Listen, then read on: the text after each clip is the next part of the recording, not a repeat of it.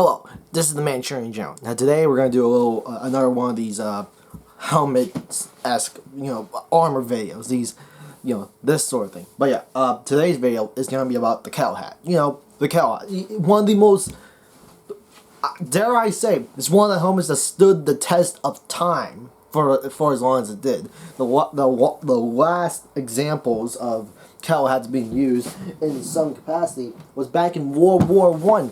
The British freaking steel helmets. That's based off a Kettle hat. So it truly did last. It truly did stand the test of time. We don't use it nowadays, but it is what it is. But the fact that it lasted that long showed how good that freaking design of a helmet is. Now, a lot of cultures, well, a decent amount of cultures used it. The various European nations at the time of, well, I say the earliest European Kettle hat was at least 13th century, long back, way back then. Then, the earliest examples of a Chinese Kettle hat was at least late Song Dynasty or early Yuan Dynasty. The Yuan Dynasty was the Mongol dynasty, the one that the Chinese dynasty that was ruled by the Mongols.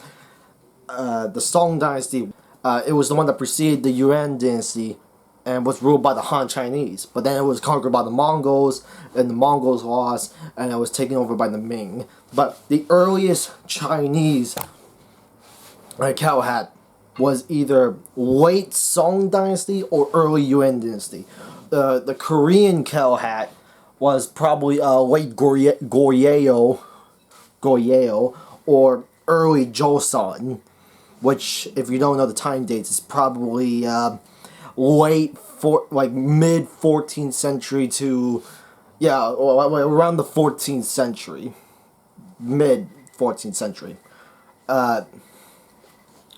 They all have different designs, of course, throughout the test of time. But when they first started out, it was it was very basic. It was basically just a dome with a flat-ish brim. But the way that it was constructed, it was banded, or how certain forms of helmet are called in the European places, Spanging helm.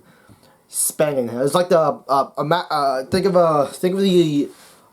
a Vendel style helmet, or a Viking helmet.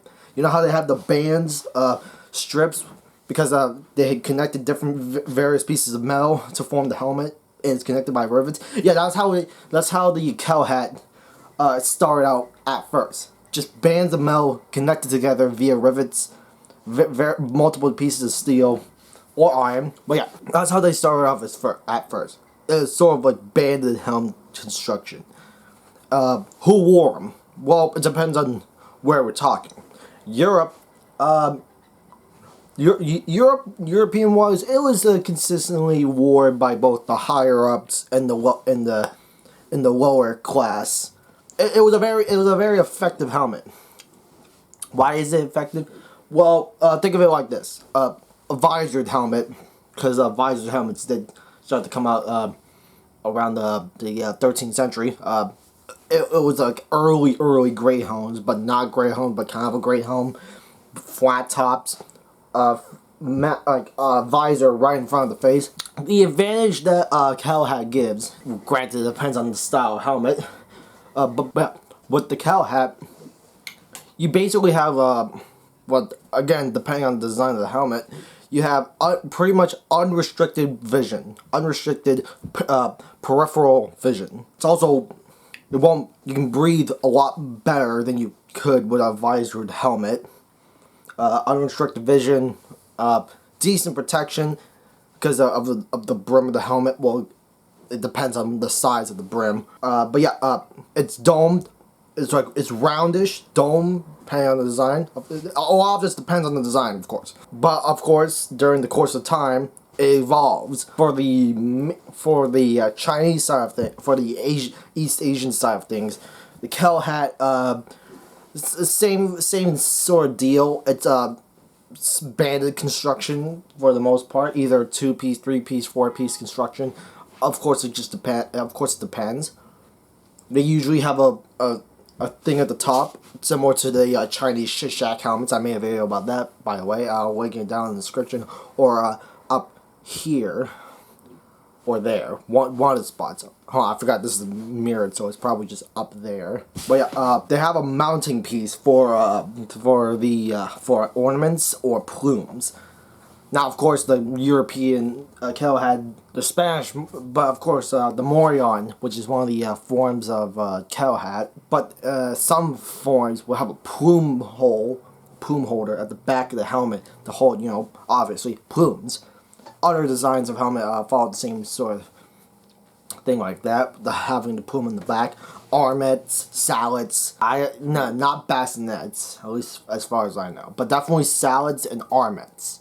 And closed helmets. They probably have a plume holder. But yeah, back to the Asiatic thing. Kettle hat, pretty much, it was mainly around in China, Korea, and I'm gonna toss it into the Jingasa, which is the Ashigaru iron conical helmet, because it's still the shape of, it still came after a hat. Granted, it's not the kettle hat, but it's still a hat. But the idea of making a metal version of a hat, or actually no, let me rephrase that. Making a military version of a hat is not a far-fetched idea.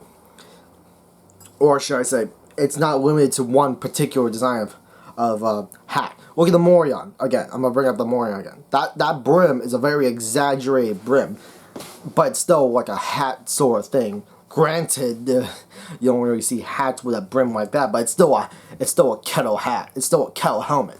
So the Jingasa, the Ashigaru metal conical helmet, it's still a helmet. It's a metal straw hat. It's still based off a hat. So I'm gonna throw it in too.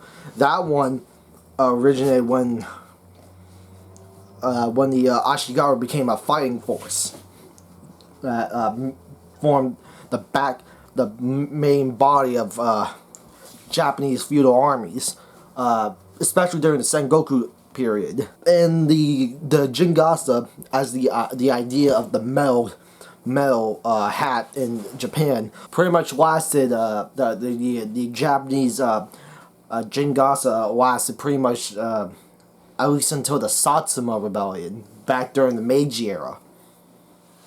But that's a long while ago. But same thing with the idea of the kettle hat. The steel kettle hat lasted all the way to World War I. So the Jingasa lasting that long isn't really that much of a surprise, since it's like a very good design of protection for the head. Now, which cultures use it again? Well, let's just go over Japan, Korea, Mongolia for an extent, China, at least during the Song, Yuan, Ming dynasties. The Qing, they use a different sort of hat for their troops. But it's not a metal hat. It's a rattan hat. But that's a whole different topic of video. Comment down below if you want that. Then you got Europe. Oh yeah, I forgot about the Byzantines. The Byzantines also used a form of kettle hat. Granted, it's with a shorter brim, and a more elongated top, but it's still a kettle hat. I forgot about those guys. Oh well, better now than after the video's done. You know what I mean?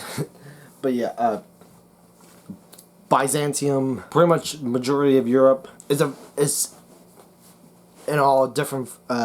Europe used it. Some parts of Asia used it. It's a good idea, and it's an idea of helmet that's lasted pretty much till like the last century, i.e. the 1900s, or at least the first part of the 1900s, because it didn't come back after that words, at least to my knowledge. I don't know if anyone in World War II used it. You know, maybe. Who knows? But yeah, there's a video by the Knight Errant, who made a very, very good video on the helmet, on the kettle hat.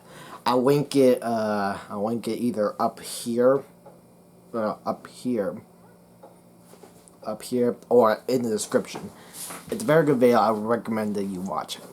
But yeah, I don't want to drag this video out any longer. I'll see you all in the next video. Peace out.